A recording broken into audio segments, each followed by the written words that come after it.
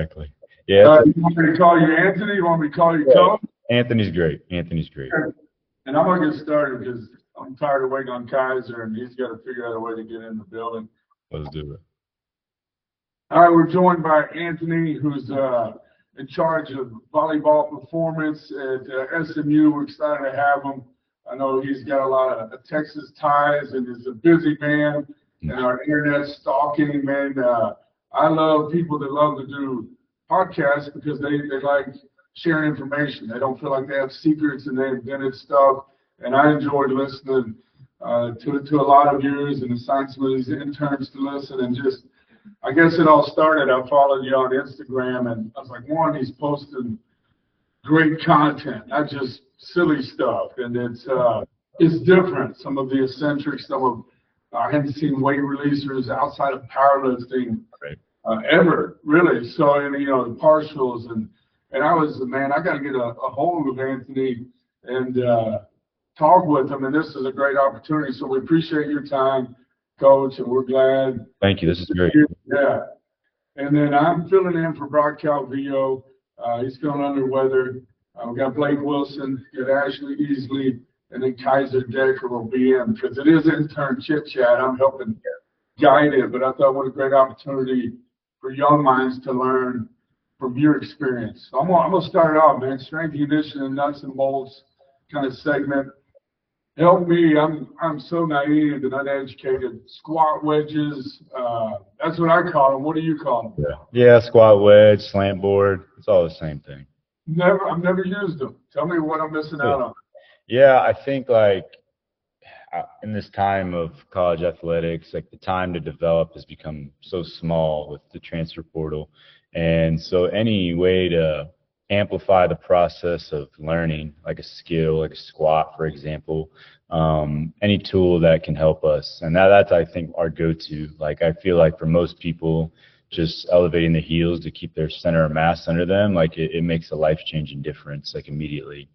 And then for us, like with how we're squatting, very like classic Olympic style, upright torso, a lot of knee flexion, a little more narrow than traditional squatting maybe, because we're trying to bias the quads for us as the main driver as the squat.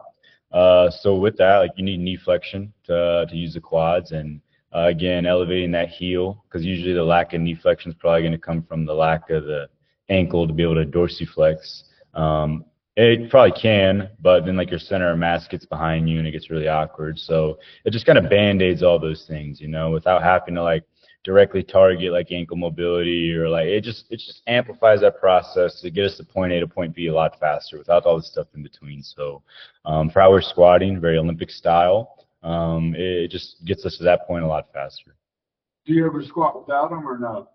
I mean, only when we're like for the partials, for example, you know, anything when we're if it involves like full knee flexion, we'll use it. I mean, we'll move kids down to where it's maybe they're just like an inch max off of on the heel wedge, and it's just like a slight elevation, very similar to like a weightlifting shoe in a sense. Like we'll move them down pretty shallow, and vice versa. We'll move kids really high up at full foot. It just becomes very relative to the individual and like what we're trying to accomplish. But I haven't gotten to the point like where I feel really comfortable moving kids down flat and the squat looking the same as if they're on the heel. Are they, again, I'm showing you how uneducated I am on these. Do you have them where they're adjustable, or do you have to have multiple like plyo boxes? Here's the 8-inch wedge. Yeah, so we have, I feel like the sweet spot is like a 20-degree slant board. And the 20 degree is like when you're fully full foot flat. And obviously as you work down that slant board with how much foot you're putting on, that angle is going to change and get more shallow. So for example, if it's like just a kid's half a heel on that slant board, it might be like 5 to 10 degrees, you know, versus when the full foot is up is 20 degrees. I think any more than 20 is too much. And then I think any less than 20, like for some people, it's not enough, you know. So it's that right in that sweet spot where you can walk them up and down for the individual, and you don't need any more than that. If you didn't have the wedges, would, you know, back in the old day, I guess people used 10-pound plates. Is that? Yep, same thing. Like for example, our Olympic weight room, we share like a court sport weight room. So our Olympic side has no slant boards. So for like in the summer when we're in that space, like I'll take them over, but like if we didn't have them, and we've had that in the past, like we with 5, 10s under the heels, same thing. Awesome. I feel this is why we do this now. I know, and I'd like to kind of get one and just experiment myself with it or with a small group for sure. Weight releasers, what got you started on them? You had to have seen some kind of powerlifting, old, maybe even black and white kind of Russian video to even know what one of those is. Yeah, I had somebody do that for me on the front end. So when I was at Houston with Alan Bishop, that was when I was first introduced to it, and he was starting to like dabble and like get working into like how to integrate it within the team dynamic. Obviously, it's really easy to go individually, like, but with a team, like, and it's a complicated like apparatus. So that was my first experience with it, and then from there, like understanding where it came from, like the people that made it happen. So before Bishop, Christian Thibodeau, it's like where I went down the rabbit hole with like a periodization programming weight releasers.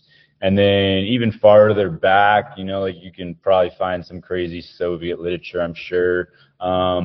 But like Bob Hoffman back in like way back in the day, like again, early powerlifting, like York barbell, that kind of stuff. They're probably the first ones to, maybe not the exact apparatus of like weight releasers, but this idea of overloading the eccentric. So yeah, it's just down, but in my initial Bishop for sure, and then Christian Thibodeau kind of before him, and then way back like Bob Hoffman, York barbell, all the old time powerlifters, like you're saying. Yeah. Do you group them? Because I would imagine the height of it based on the player that's using them, you have to group them at a rack, same height, or otherwise you're spending a lot of time messing with the length of the releaser, right? Exactly. So we'll by rack, like we try to have like the racks based off height. And then by that we kind of set the weight releaser to like that set height. So the only thing that has to change is like the weight on and off it, because like you're saying, it takes a lot of time already. So to like have to also adjust the heights of the weight releaser would probably make it pointless. Now there's some discrepancies, like for some kids it's perfect, for some kids it's maybe too long or too short by an inch or two, and hey, it's fine. It's not going to be perfect. But yeah, we'll kind of set the height per the rack, and the rack is based off the height, and then so we don't have to adjust the heights. And I'll try to I just really like guesstimate it, and like trial it through the warm up, like if we need to adjust these, but after that, like we don't touch them, and we'll keep it the same for that semester. And is it kind of 20 degrees on a squat wedge sweet spot? Are you looking usually 120 to 130% for the eccentric overload with the weight releasers? Or I know you got it prescribed, and you had a great PDF that had some weight releaser information, but is that kind of the sweet spot for that? Yeah, I think the way the squat wedge is very relative to the individual. Some's 20, some's like just a heel, but the weight releasers, we kind of all start them out like where it's honestly just 90%. But remember, we're doing that maybe for like 4 sets of 5 total reps with that 90% on the eccentric. So it's only 90 on the bar, but for 5 reps, it's tough. Obviously not doing that via the concentric. But that's like the first introduction. It's still submaximal relative to the concentric, but for 5 reps, it's definitely not. And then from there, we'll just slowly work up to hopefully ending around 120% between like an 8-week period of starting at 90 and ending at 120. The weight on the barbell for us stays pretty constant, 70 to 75% max on the bar for that period. So the concentric weight doesn't change really ever. But the only thing that we're progressing over time is the weight on the weight releasers. So working from 90 to 120 is a 30% jump, over time. And for some kids, like it's even more because they're adapting so much faster.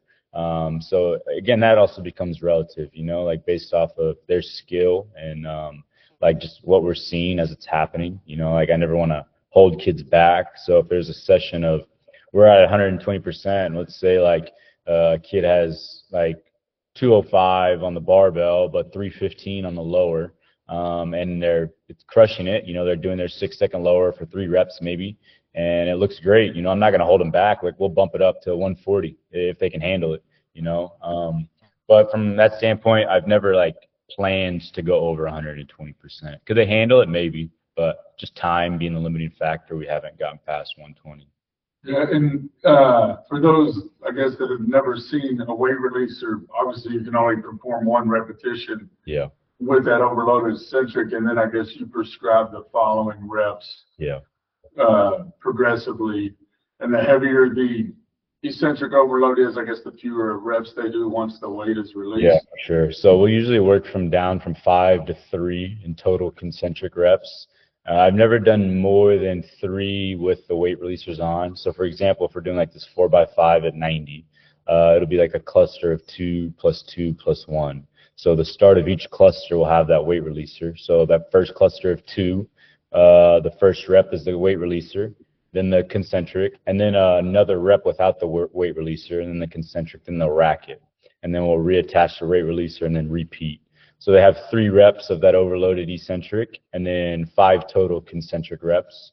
And then maybe the next progression or later progression might be like 6 sets of 3, but all 3 reps again have that weight releaser. So now there's no eccentric reps without an overload. And this might be the point in time where we're at like 120. So all 3 reps have 120% on the lower, but again, maybe only 70 to 75 on the concentric. Because again, that's the emphasis for us, is that overloading that eccentric. But yeah, over time, I've never done less than 3, and I've never done more than 5. That's kind of just I'm sure I'll change maybe next semester, but in the few semesters we've done it, no more than 5, no less than 3. It's kind of the sweet spot. I'd love to get to a point where we're getting like really crazy. Maybe it's just like one singular rep for like 8 to 10 seconds on a lower, with like a really super max, you know. But I mean, who knows? And if you were back in time at Midwestern or Tennessee Tech, and you look at your budget, you're like, crap, I can't afford these. Yeah. It would take trust and communication, but could you do a poor man version and have some weights outside the collars and like a strip set after the eccentric? I'm not a big fan of the strip setup, because I feel like it's got to be like a NASCAR pit crew. Like you're taking it off at the same time, or like some kid takes it off and the bar's leaning, you know, like that's probably worst case scenario. I think the best poor man's way is probably a Hatfield style, where if you have a safety bar and the handles, you know, the only thing you'd have to do is, instead of having no Hatfield on the lower, so hands are on the bar on the lower, and then you attach the hands on the handle and the concentric. Now it's really hard to justify the discrepancy between, is it like adding the hands, does it make it 70%? You know, like I don't really know, but at least it adds more stability. You know, like when you have more stability, it's going to be a lot easier. So in my experience, like the easiest way is probably going to be Hatfield style, on the lower, and then attaching the hands on the concentric. But even that, you know, there's inherent risk. It's hard to really like periodize exact percentages with that style. I think the best way, if you don't have weight releasers, is just to do the pure eccentric and bail into the safeties, maybe front loaded, whether it's a front squat or a zercher, just from like a safety standpoint. If you really want to overload the eccentric, I just think logistically and safety, that's probably the best way. If not, the Hatfield's great if they're technically sound and experienced in that. But yeah, I'm not a fan of the strip, because I just think, I know like a kid will put one on. It's really bad in a large group setting, but to your point, that's not a bad idea. If you really wanted to do it, you had a double-sided rack, eccentric, dump, walk around to the other side with the 75%, and then do concentric reps. It could be, you know, kind of a little cumbersome and clunky, but if you really wanted to do it, you can make it. Exactly. Or just a GoFundMe for some weight releasers or car wash or something. Partial range of motion, seeing them with the squat. How do you determine, or do you work, I guess, isometrics? You know, the negative is the range of motion, but do you work different ranges of motion, or did you find one that you're like, this is the area we need to work an isometric at? Yeah, I think with like, it depends on the time of year. So like our off season, we'll try to bias like probably the most disadvantageous position, which is probably going to be the end range, the lengthened position, where like we use a squat, for example. Honestly, like we're just trying to develop the squat because all of our like fancy stuff is out of the squat. So we need the squat to be as proficient as possible. So like with the like an overcoming isometric, maybe for example, early in our off season or late in our off season, I should clarify, is like we'll do an overcoming isometric, but instead of like the top range, like we're doing the very bottom, like maximizing knee flexion where you're probably the weakest. So we can obviously inherently bridge that gap and get, like as simple as it is, get your weakest position stronger. To obviously like the bottom of the squat's gonna be the weakest, you know. So why not just get in the bottom and overload the concentric with an overcoming isometric?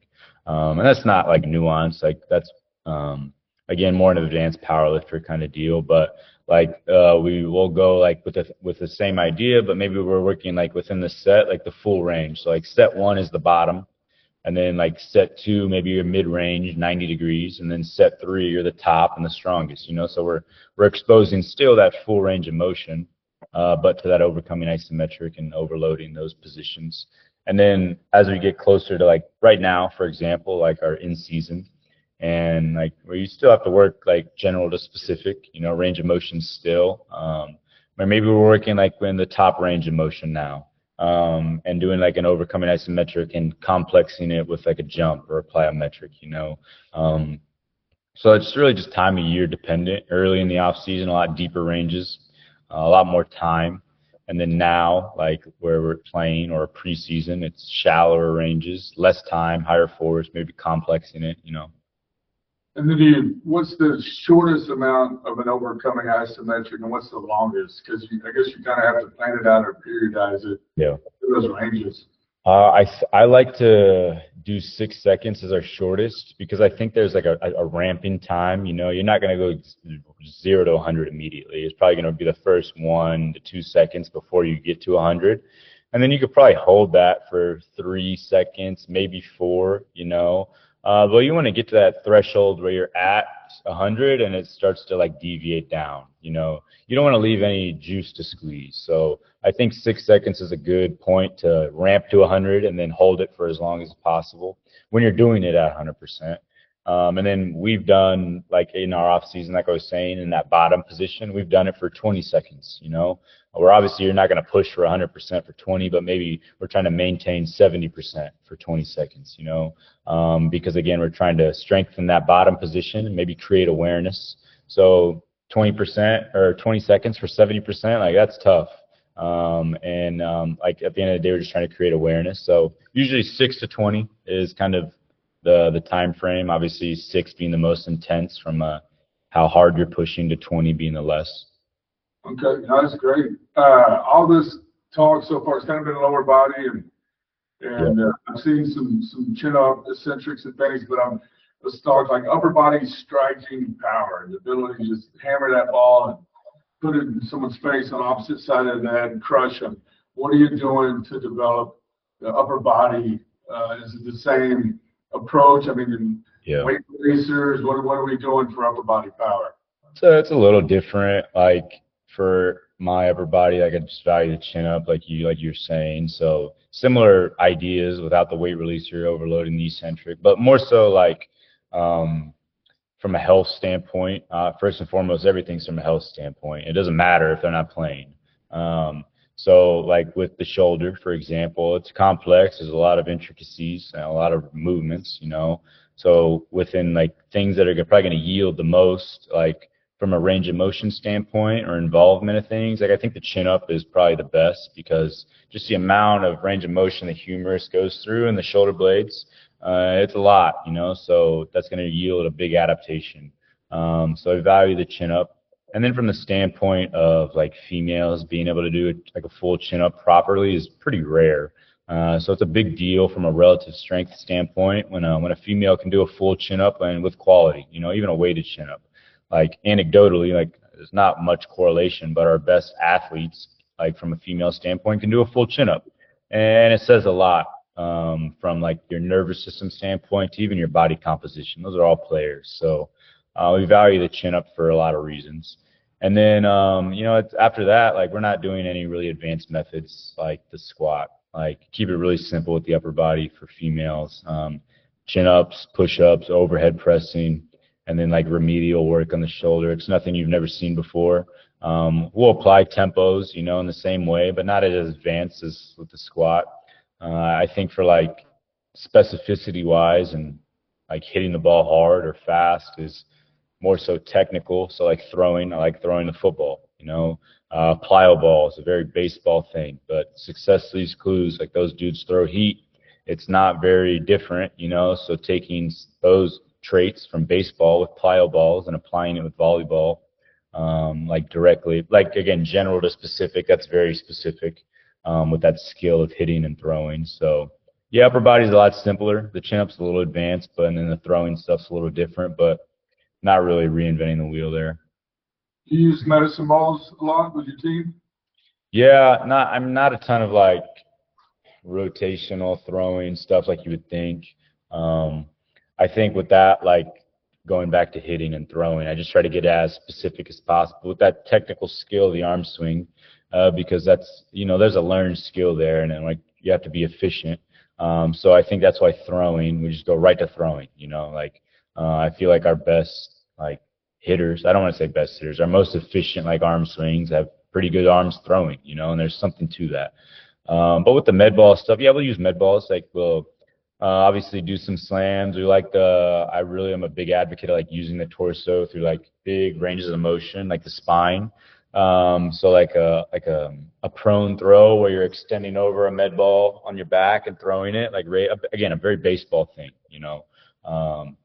things like that, some we'll get into a point now where we're complexing like a chin up with that throw or a push up with like a partner chest pat, like very, very simple things. We're just creating outputs, nothing crazy there. Last question, and then I'll pass it on to Blake. Hypothetical, the AD comes into your office today and says, "Hey, coach, I'm switching you to women's basketball. What would look different and what would look the same in your training?" Honestly, I think probably most all of it, like within the weight room, would be the same. Like at the end of the day, like training's training. It's going to yield probably a similar adaptation, but how you use it specifically is what's different.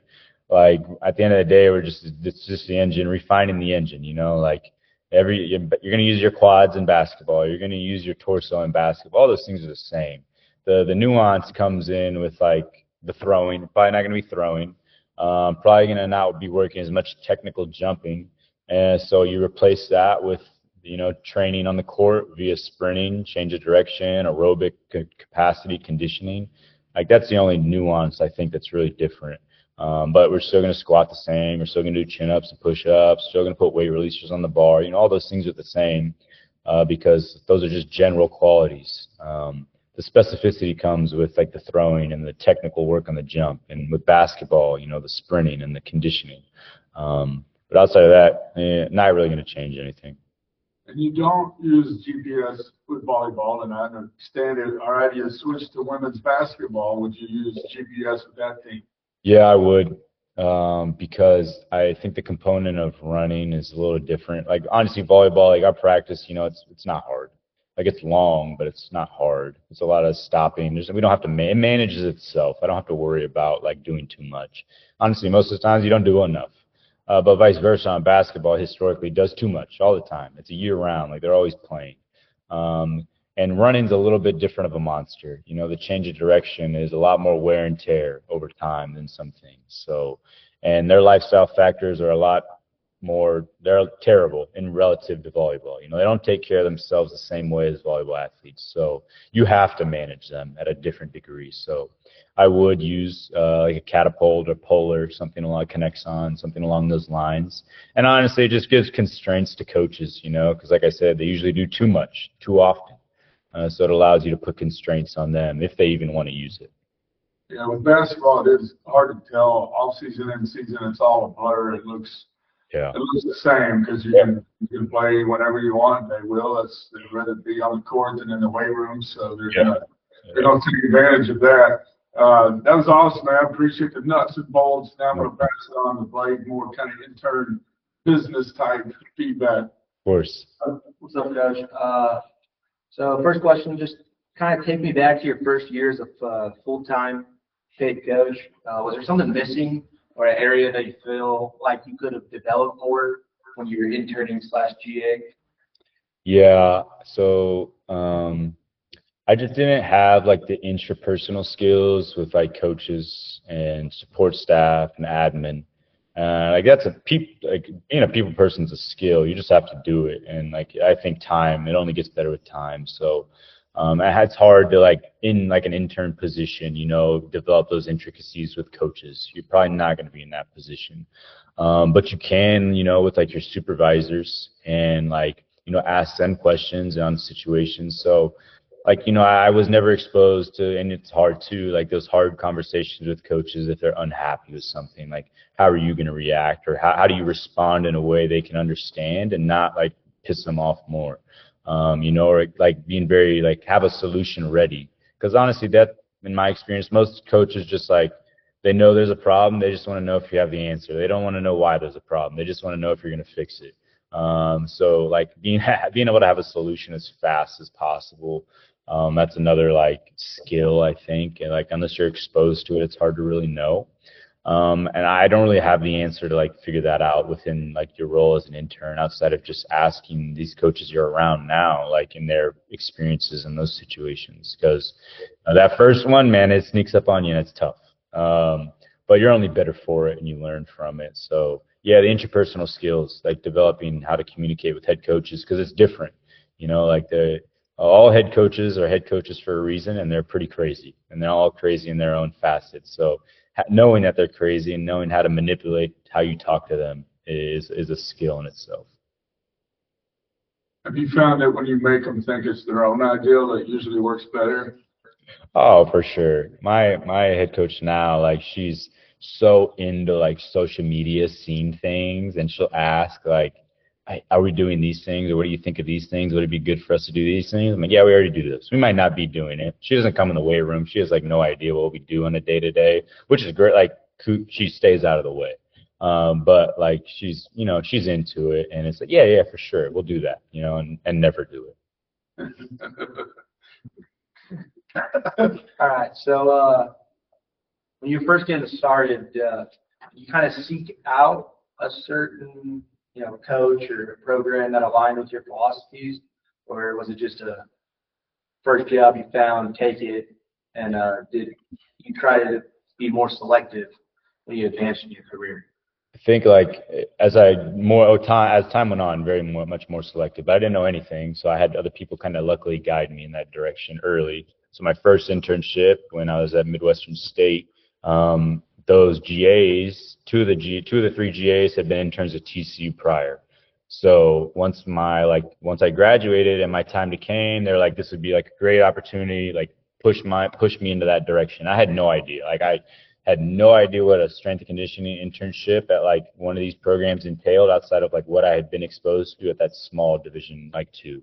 And it's a monster, and luckily like I didn't know. I think it was good that I had no idea, because I would have like judged things and like thought I had knew things, and I didn't. So luckily early, like I had those people guide me into that, and then vice versa at then at TCU, like when I'm searching for a GA, luckily like Zach Dakin, he's great. At the time, Steve Gephardt was the men's basketball strength coach. He's at Texas A&M now. Like those two guys, and along with the people I interned with, guiding me into like what's next, like from a GA standpoint, and for like getting me to understand like it's just important to get experience, and it doesn't matter. Like getting a GA now is great. Like getting the free master is great, but obviously the experience, and it does not matter where. Like just getting on the floor, like in the trenches experience. I honestly think GAing at smaller universities is more valuable than GAing at a power, because you're going to get way more time on the court, and you're going to have way more responsibility outside of just coaching, from maybe even nutrition, your involvement in practices, versus like here where you have a dietitian and like these sports scientists, and you don't get any exposure to that. So under them guiding me into like, hey, a GA at a mid-major, Tennessee Tech, luckily it was basketball, like jumping at that opportunity, and just trusting them. I think, again, me not knowing anything allowed me to trust them, because I wanted to be in that position. So they could have been spitting bullshit at me, and I would have believed it, and they probably did. So that, yeah, early, them guiding me. And then, as time goes on, I start to like develop this filter for what's right and wrong, what's BS, what's not. And then I did this GA and it was great. I had a ton of experience, but like becomes a time where like this is a very, very saturated field. And like those good positions, people stay in them and they're not creating a ton of positions. So it's very far and few. So the positions that are open, aren't great. So you have to have that awareness that it's not going to be a home run hire for your first full-time job. And again, it's more so like this is where like the value of what you're working with matters and like the people you're working for matters. So understanding your head coach's situation of the teams you're working with, or like, are they just crap and they're probably going to get fired? Or are they like a young head coach and they're winning a lot and there's a chance for them to move on? Can you ride that coattail with them? Vice versa, like the directors of those departments, what's their history of like, where do their former assistants and interns go on? Do they have a tree and network of people that go on to bigger and better things? So when you're looking for that full-time job, that first full-time, that stuff kind of matters, but again, it's far and few. So honestly, like any opportunity you have is probably going to be a great opportunity. But that's when you start looking into more of those things, once like money starts coming into the equation, because you do have a livelihood and that matters. So doing your research on the coaches you're working for and those departments and where those people went to is a big deal. And then obviously, like at this point in time, I would hope you start like niching yourself in the direction you want to go from, like a sport you want to work with. Do you want to be football? Do you want to be an Olympic director? Do you want to work with basketball? Do you want to work with women's baseball? That's like, then those decisions also matter, because like if you want to work with baseball and you take a position for women's golf and tennis because it says Illinois on the logo, that's not a smart move for your career like 5 years down the road. But if you take a baseball position at a Division II, but you also have to assist football and 5 other sports, that's probably a great job because you have baseball and you're overseeing a baseball program and you're also getting a ton of experience elsewhere. So just having that awareness, like when that time comes to really evaluate those positions and not get caught up in the logos, because there's a lot of really crappy Power 4 positions that don't pay crap because the people jump at those logos and they don't have to pay people because they know they're going to fill them. So those positions will always stay crappy. Vice versa, like these smaller programs, mid-majors, Division II, Division III, like those are some really good programs, and there's directors that stay there for a long time for a reason. So don't be discouraged by the logo. It's the situation of the people that matter more than anything. I'm just curious, how old are you? You have the wisdom of an older man. No. I luckily I've been in a lot of places in a short amount of time. I'm 30. I think I was really lucky with really good people around me. And my parents to like raise me in a way where I can evaluate things in my environment. We just had this talk with our team, like awareness, I think is a really great tool to have. Self-awareness, environmental awareness, emotional awareness, all facets of awareness is, I think, really Highland Park, Dallas, Texas, probably one of the wealthiest neighborhoods in the world. And like these people we interact with every day, like they have a shit ton of awareness, like self-awareness, and they know how to interact with people at a high level. Success leaves clues everywhere, sport or life, So that's one facet I try to take from these people I interact with day to day that are really, really rich and well off, is they have a lot of awareness of themselves and the people around them. So I think you can apply that within these situations as well. That's great advice and discernment. I appreciate it. Everybody needs to hear that wants to get into this business, and yeah, that's what benefits so many different people. Like, you got any other intern thoughts? We're passing it on to We could probably test on that. Ashley for a rapid fire, and then we'll wrap it up with one open question. All right, I have one question. In the entire world, if you could coach with one coach, dead or alive, who would it be and why? Yeah, I saw this question and I was thinking about it yesterday, and I never thought about it. And I really thought hard, because the answer I'm going to give you, I did not want to give this answer because it's so like whatever. So I would choose Charles Poliquin, because most all of my methodologies and like my mentors have some influence there. And from what I understand of like the people I worked for, like he's a very intelligent, like logical individual. And obviously he puts out, there's a ton of resources out there from him. And he's like, you know, some people don't think highly of him. Like it's fine. You know, I think like Ben Patrick and like the knees over toes stuff have kind of put a negative stain on that style of training, because honestly, everything Ben Patrick does is just Charles Poliquin, like structural balance for medial training. Like he's just taken that and like systemized it and sold it. But that's just very basic, like Poliquin-esque training. But it's much more than that, you know, from like a nutrition standpoint and a lifestyle standpoint that he was elite at. So I would, you know, love to be able to pick his brain, because the people I've worked for have talked very highly of him, and how I train with some things is very Poliquin-esque. Yeah, and he is no longer with us, if I'm not mistaken, but Yep. he still has books. That's one thing I love about this is I don't try to go live in an echo chamber or confirmation bias. I don't know anything about squat wedges.